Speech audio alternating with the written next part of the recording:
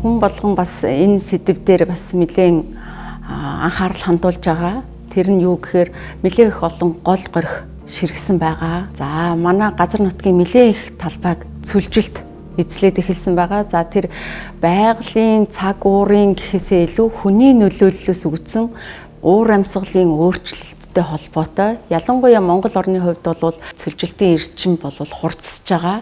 Өмнөх 30 жилд 20-30 км тэлсэн байна гэж харж байгаа бол ахаад дараагийн 20 жилд 150 км-ийн одоо радиустай ингэж тэлэх гээд байна гэсэн ийм судалгаанууд байгаа. За хоёрдугаар асуудал дээр бол ус нэлээх олон гол горих тийм ээ ширэгж гин.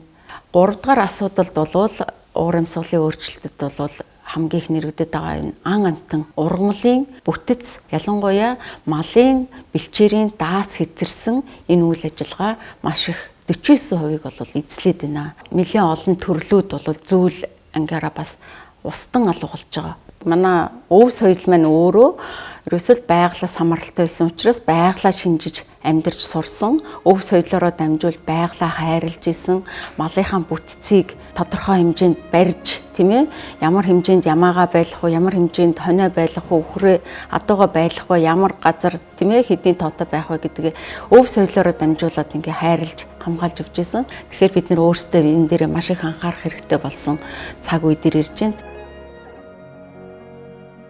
Дасан зохицъя, давн туулъя.